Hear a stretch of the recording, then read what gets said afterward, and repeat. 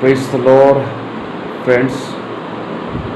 I'm so glad that God has given me this time to share something from His Word. That's why, before we go to God's Word, so let's look to the Lord in prayer. What God wants to speak to us from today's Word. Let's pray. Our Heavenly Father, Lord, God, Logos, Jesus Christ, we thank you. Thank you for this time, O Lord, that you have brought us, that we could be, O Lord, coming into your presence and to listen to your word, O Lord, and get, O Lord, blessings from your word. To get, O Lord, blessings from your word, so that your word touches us, O Lord, and your word blesses us to make our spiritual life well. Lord, I commit myself into your hand. Bless me, O Lord, and be with me. Hide me in your cross, and O Lord, lead me and guide me. In Jesus' name we offer this prayer. Amen. Once again, praise the Lord. During these days, I was going through the book of Ezekiel, and one passage that struck me was Ezekiel chapter 37, from verse 1 to verse 14. Here the Lord is taking Ezekiel to a valley of dry bones. It looks like that it was, a valley where in the near past one army was attacked by another army and was killed there. And in that valley, a valley should be a place of peace. But when in the war, a valley can be disastrous things, because if you are going to a valley and surrounding there are mountains, the enemy can attack you from the top high. They can target you with their arrows, with their missiles, with their bombs, and they can kill you. Such thing has happened in this valley. One army has killed their enemy army, those who were in the valley. And the Lord is leading Ezekiel to such a place where there are dry bones. These bones are these people, those who had died here, were not buried. Most probably the enemy left them like that. They killed them, and maybe wild animal came and ate them. Vultures came and ate them, and from a long time their bones were there. To such a place the Lord is leading to Ezekiel. And I was thinking, why the Lord is taking Ezekiel to such a place and trying to relate that to the spiritual status of Israel. Now I would like to speak something about the background to understand this passage, this particular chapter in a broad way. We'll have to look, to the background. Who was Ezekiel? Ezekiel was probably a priest, and but he was a captive taken to Babylon. Israel was divided into two nations, Israel and Judah, after King Solomon, and Israel was taken for the first time as a captive to Assyria in 722 BC. The 10 tribes of Israel were taken to Assyria as a captive. And some people says that these 10 tribes of Israel are sometimes called lost tribes because they became assimilated and never returned to their homeland in an organized way. And another,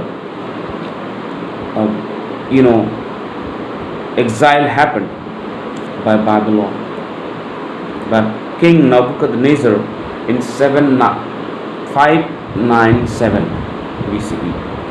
So the Babylonian captivity was probably happened in a two time it happened. The Babylonian captivity happened two times, and first it happened when Nebuchadnezzar came to Jerusalem and plundered the Jerusalem, broke the temple, took the vessels. And the second time, the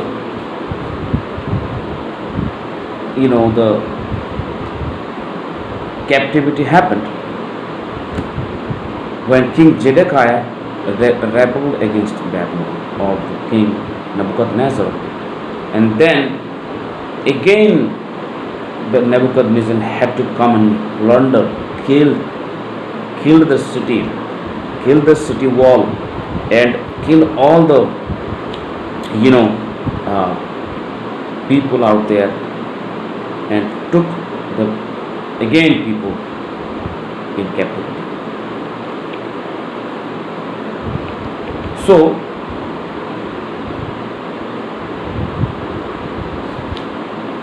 Ezekiel was in Babylon and did his prophetical ministry in Babylon. Probably some people says that Ezekiel and Jeremiah was contemporary prophets, and they probably did their ministry in the same time.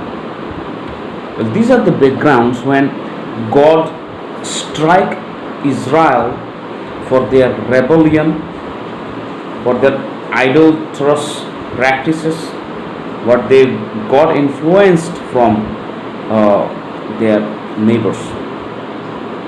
They left God, they run away from God, they did not obey God, a single word of God they did not obey.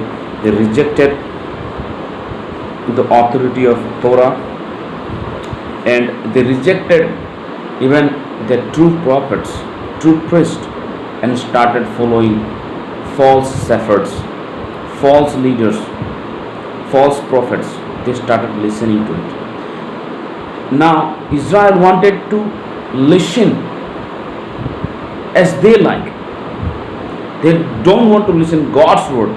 They don't want to listen God speaking to them, but they want to listen to those prophets, false prophets, whatever suits they are hearing, whatever suits they are liking.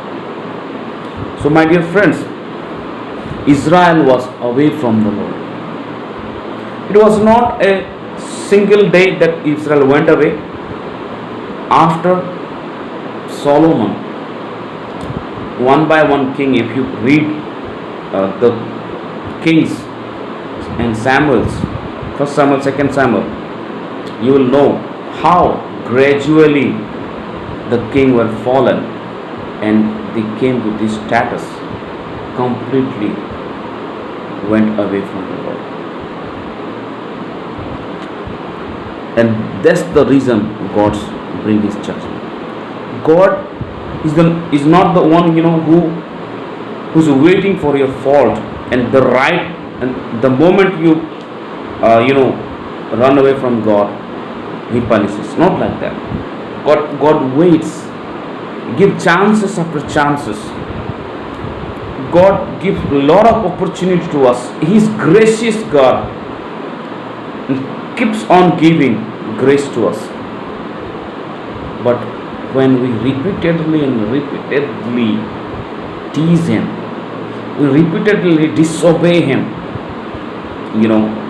finally he brings judgment to make us know that he is in control.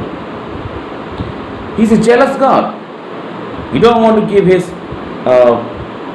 praise and worthy to someone else. And when we are out of limit, he has to punish us, to correct us. God punishes to correct us. And that's the reason we find here the Israelites were punished by God, and they were sent into exile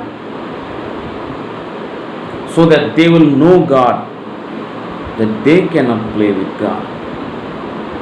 They cannot do whatever they like, because they themselves are not belongs to themselves, because they belongs to God. God owns our life, and God is the one who really want to make our lives the way he wants. Hallelujah. And that's why we see Israel was in a broken position. Their glory is gone. Their nation, for which they were proud of, they're proud of David and Solomon, the glory that God gave them, those glory is gone now. Their temple is ruined, their people are ruined, their streets are destroyed. Jerusalem seems like a destructed, burned city. These people are in distress. They are in foreign land. They're under someone, some authority. And how they were treating them was very, thing to be noted. So when we are away from God, away from the presence of God, away from God's temple, people mistreat us. People mistreat us, my dear friends. Today, that's the background that we can see. And since from chapter 1 to 37 there was judgment on Israel, God is speaking to them that they have done a gross mistake by not obeying God. They have done a whole kind of job. They have committed the adultery.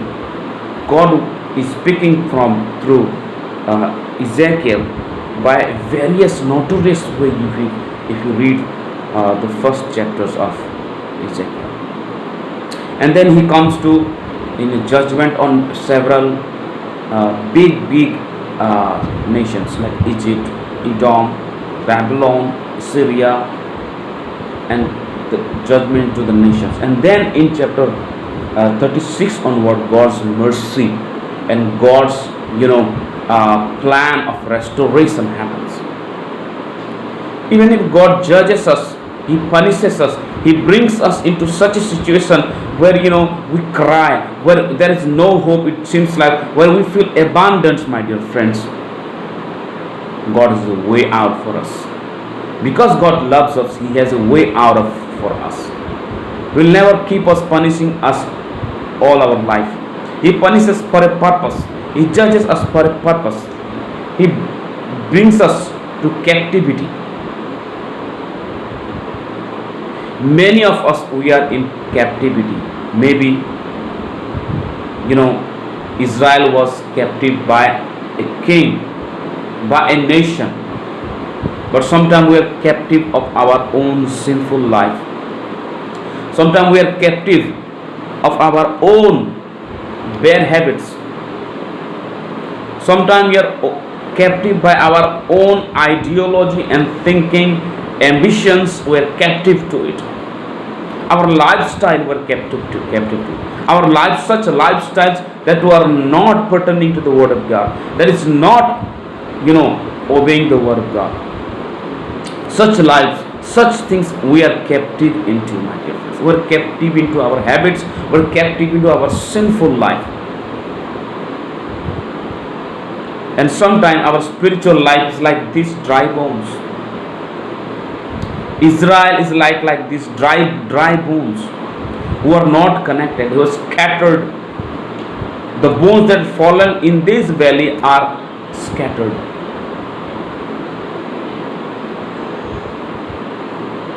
The flesh is, withered. The bones are replaced everywhere, scattered everywhere. Such is the condition.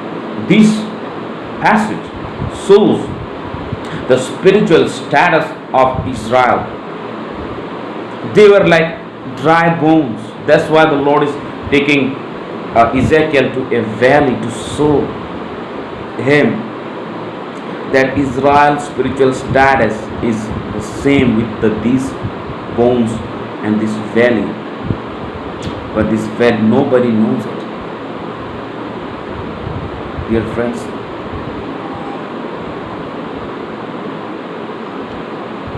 I would like to read from the passage a little bit. The hand of the Lord was upon me, and He brought me out in the spirit of the Lord, and He set me down in the middle of the valley. It was full of bones, and He led me around among them, and behold, there were many of the surface of the valley, and behold, they were very dry. The bones were dry. Sometimes it goes into spiritual dryness. We feels like that God is not listening to us. God has abandoned us. We're away from the presence of God. The anointing of God has left us. Sometimes we feel like these dry bones who doesn't have any life, who doesn't have anything. And He said to me, Son of man, can these bones live? And I answered, Lord God, can this bone live? God is trying to put, Ezekiel in problem. And Ezekiel very nicely, reply,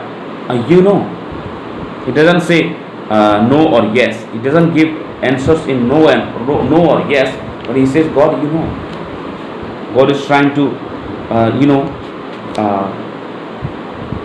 get the answer that yes. Can this bone live? It is impossible for bones to live. It is impossible.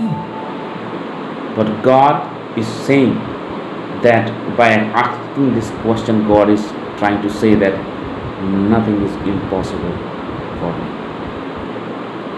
Nothing is impossible for me. Hallelujah. Nothing is impossible for God, O Lord, our Lord.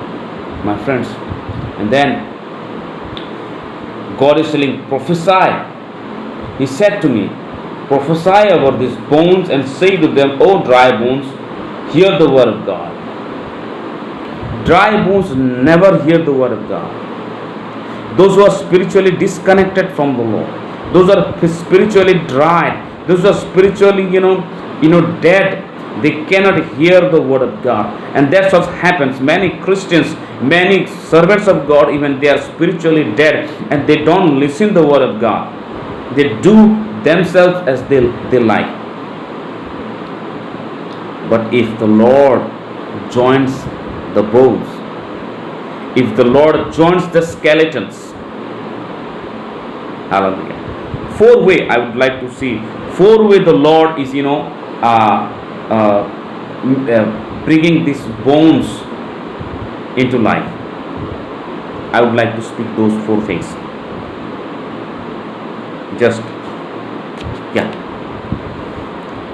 First, Yahweh will lay sinews on them. What does it mean by sinews them? The bones are scattered. They doesn't have any life. If they are not as a skeleton is joined together. And sinews are the fibers that connects bones. Sinews are the fibers that connects the bones. To connect the bone, it needs a kind of fiber which connects the bone, because the bones are disconnected. That happens, when we are spiritually dead. Many things are disconnected from our life, friends. And the sinews that at one time connected these bones have long since turned to dust. These sinews that connects the bone are long time they have been scattered and they have been turned as dust. So these bones are just a jumble of disconnected bones. These bones are not only disconnected but scattered as well, to lay sinews on them to connect them into complete skeleton. It means the bones are scattered, it is not connected. And what connects the bones? Sinews that connects the bone. And the Lord is now bringing the bones and connecting them and making a skeleton. God want to make our life. God want to give a form to our spiritual life. If we are spiritually disconnected, spiritually drift has come to our life, God want to make a form. He need to begin the things. Spiritual renewal, I want to talk, my dear friends. Our God never abandons us. Spiritual renewal happens because God is a God of restoration. God is a God of renewal. He will renew your spiritual life. He will restore your spiritual life, my dear friends. And this is the way our God starts things. He is the God who start new things in our life. He is a God who wants to restore us, and His restoration begins. He start giving a form to the restoration. And then how He does things? And the second thing that He does is that He did in this passage, He will clothe the bones with flesh. First, He put those. Then, thirdly, Yahweh will cover the bones with skin. First, He will collect the scattered bones, and sinew them, give them the fiber that connects the bones. Then He will give the flesh to the bones. And thirdly, He will cover the flesh with skin. And fourthly, what finally He will do is that Yahweh will breathe into these human bodies, these bones, those that the Yahweh has formed already by giving sinew, giving flesh and then skin to it. And now He will breathe onto those bodies. This incident of giving the spiritual renewal to these dry bones is quite similar as the way the Lord is creating human being in the first chapter of Genesis. The human creation, God will give them a form and then put them into flesh and give them breath, the ruach, the spirit into them. Hallelujah. Sometime when spiritual dryness happens, sometimes we're going through spiritual drift, God's spirit is not with us. But when God renews us, He gives us a restoration of our spiritual life. He gives spirit, is a ruach to us. Friends, many of us, those who are spiritually, dry, those who are spiritually disconnected from the Lord, you know, want to renew us. The Lord want to restore us. The Lord is a God of restoration. The Lord is a God of renewal. The Lord is a God of regeneration, my dear friends, and He will fill us with His Holy Spirit, and He'll fill us with His power, and He will bless us. God will never leave us nor forsake us. The Lord never abandon us. He's not a God who completely abandons us. He's a God who loves us and He disciplines us. That's why He punishes us. He judges us. But His judgment is not eternal. He will judge you, but His judgment is never eternal. He will bring justice. He will bring restoration. He will bring hope. Where there is judgment, there is a hope. Hallelujah. We are not eternally punished by judgment, but our Lord brings hope, and He brings restoration, spiritual renewal. There are many Christians who are struggling in their spiritual life. Maybe due to busyness, due to disconnection from the Lord, they feel spiritually dry. As I told you, that many, because of their sin, because of their habits, they are in a captive of sin, of habits, ideology, ethics, that causes to go away from Lord and bring spiritual dryness, like these dead bones. Are you spiritually dead? Are you spiritually struggling? Do you think that you need a newness in your spiritual life? Do you think that you need new anointing? Do you think that you need spiritual renewal in your life? The Lord is waiting to do and waiting to give you, my dear friends, the spiritual renewal. Our God is a God of hope. In the book of Lamentation, if a very good passage is there, I would like to read how probably it looks like Jeremiah the prophet has written this book of Lamentation, and because this is a book of lamentation, this is a book of cry, grudge. Why? Because God has stricken, God has brought judgment on Israelites. The street of Israelites, the street of the Jerusalem seems to be ruined, and that's why the author is crying and writing the book of Lamentations. And in the last part of that book, in chapter 5, Jeremiah probably writes, "Restore us to yourself, O Lord, that we may be restored. Renew our days as of old." Many of you may be spiritually very refreshed, very powerful, spiritually very anointed in the past days. That past anointing, your past spiritual life is not along with you right now. You have lost your spiritual, renewalness. You have lost your spiritual life. You have lost your anointing. Like the Israelites have lost their glory, their beautiful life, their beautiful spiritual life. It resembles to our spiritual life. And now the author is telling, renew our old days, unless you have utterly rejected us and you have remained exceedingly angry with us. Hallelujah. The Lord restores us beautifully.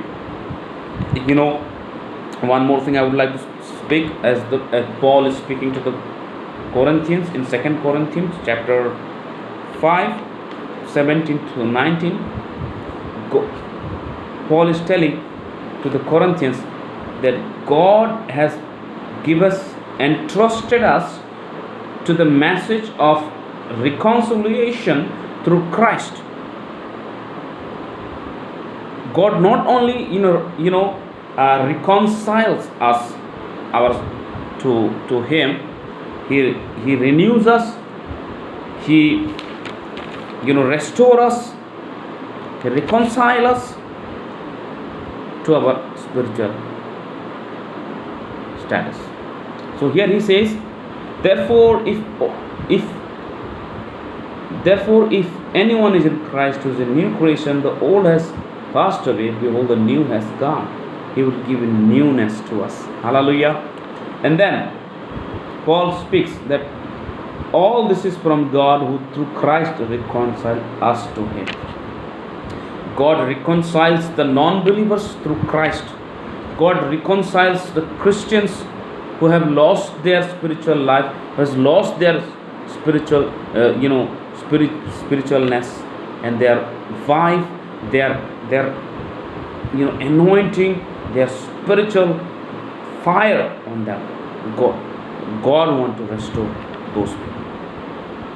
Finally, I would like to say how in the story of prodigal son, he lost everything.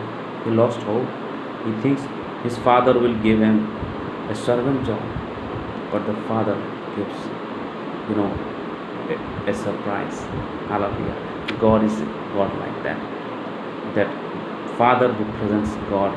That God would love, He never judges completely, and His judgment never stays for eternity.